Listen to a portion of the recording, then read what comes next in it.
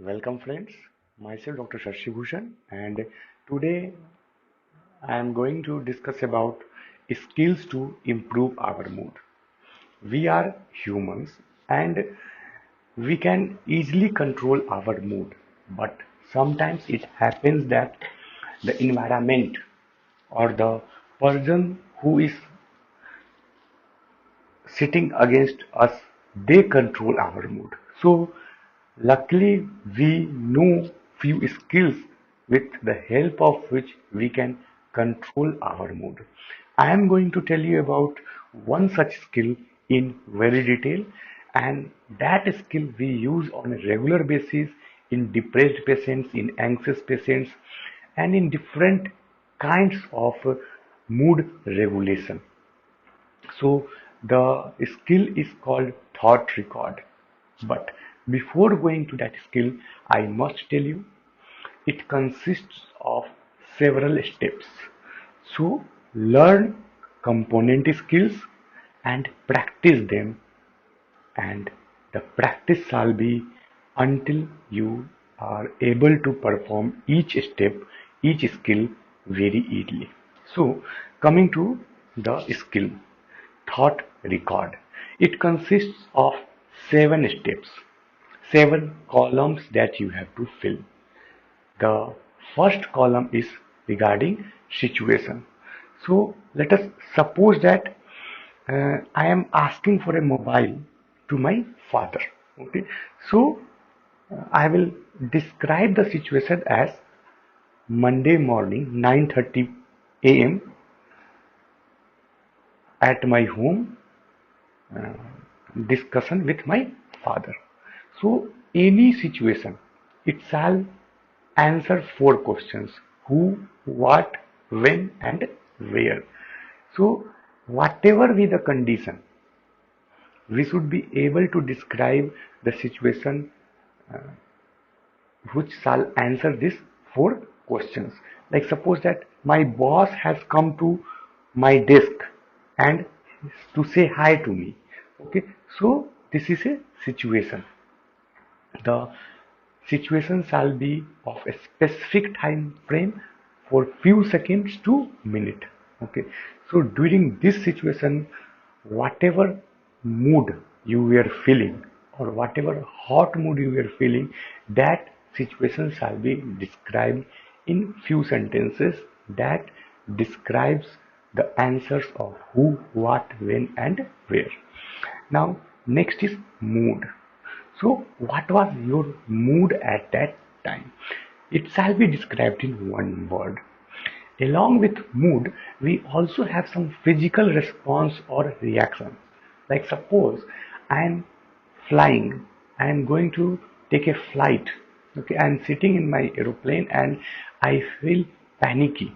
So I feel fearful, I feel anxious, but along with that, physical response will be like feeling palpitation, feeling breathless, the feeling of heaviness on chest. So this physical response can be described along with mood. Now, sometimes it becomes very difficult for us to understand our mood. So, I have just tried to give a list of 30 moods. Okay, you can ponder on it and describe in one word whatever mood you are feeling.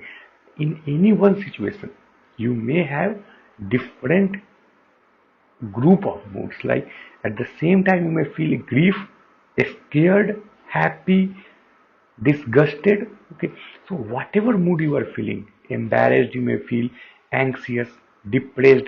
Okay, so whatever group of moods you feel, write each mood. Now, next column is automatic thought.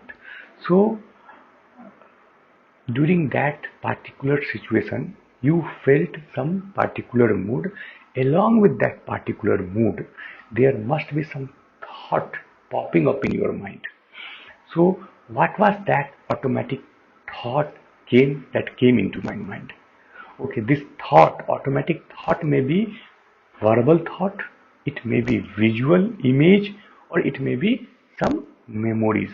Like, suppose that uh, my boss came to my desk to say hi to me, and I felt anxious. And the thought that came to my mind is he has came to watch my work and to pinpoint mistake of mine. So that was the automatic thought. Or let us say that I called my friend for discussing about today's class and he did not pick up the call. So I felt angry upon him, and the thought that came to my mind is what a careless fellow my friend is, or he doesn't care about my call. So whatever automatic thought came into your mind, you shall record it into the third column. The next column is supporting evidence. Now let us suppose that you some automatic thought came into your mind to describe that mood, but is it supported by some evidence? This is where we have to focus on your mind to gather the evidence in support of automatic thought. Most of the time it is very easy to gather evidence. For if I am asking for a mobile to my father and he says no, it is not the right time, and I feel angry, and the automatic thought is like he doesn't care about me. The supporting evidence may be last time when I asked for something he did not gave that to me. I am asking for a better tuition and he is saving his money. If I am asking him to take me to a trip, he denies all the other of my friends goes. So this few thoughts will come into your mind that will support it. But along with that, you may get something that will not support your automatic thought. This is where it becomes very difficult for you. Gathering evidence in support of automatic thought is comparatively easy because your mood also supports in finding those evidences. However, the things that are not supporting it, it becomes very difficult. So I shall give you few hints.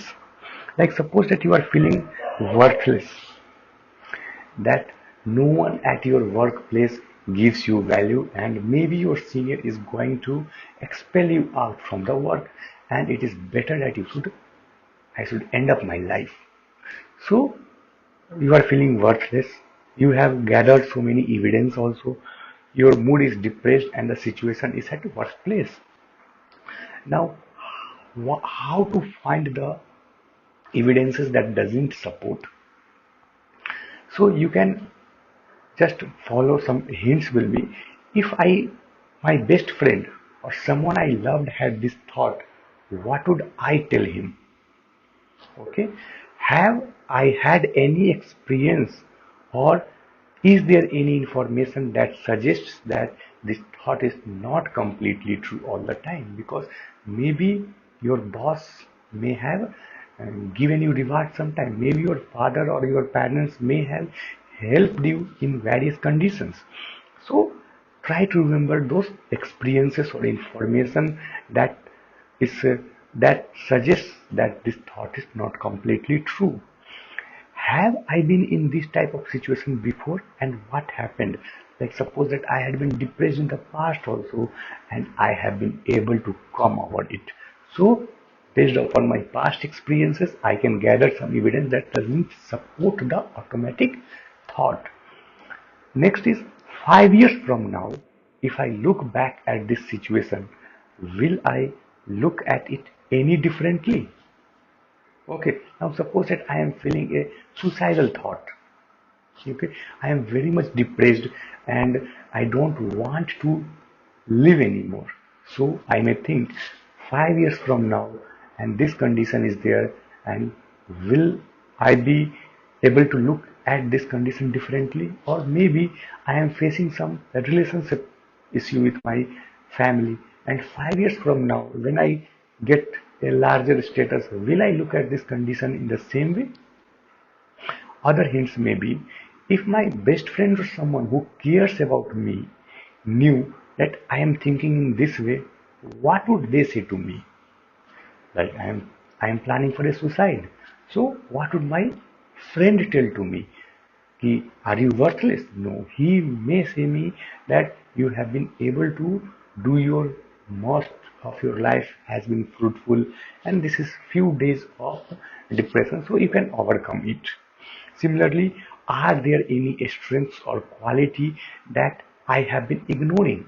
Because maybe I am feeling right now worthless, but I have gathered few degrees in the past.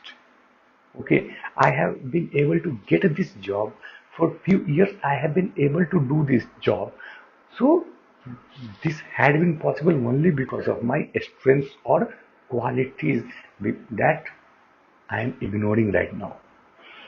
If I am not feeling this way, okay, do I think about this type of situation any differently? Because maybe right now I am depressed, and that is why I am seeing the things in this perspective.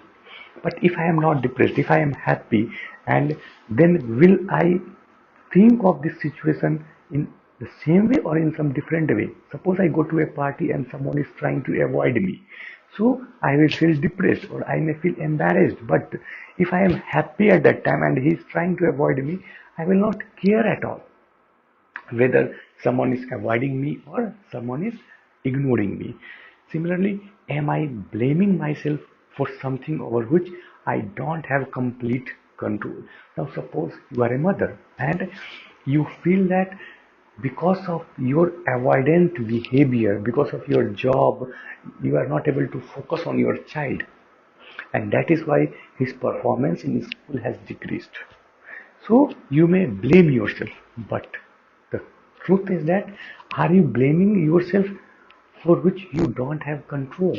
Maybe sometimes this may be the fault of the teacher, or maybe suppose that has been diagnosed with a cancer and it is in terminal stage. So you are blaming yourself, or you are blaming yourself for illness of your parents, but that's not under your control. So what are the evidences that doesn't support your automatic thought?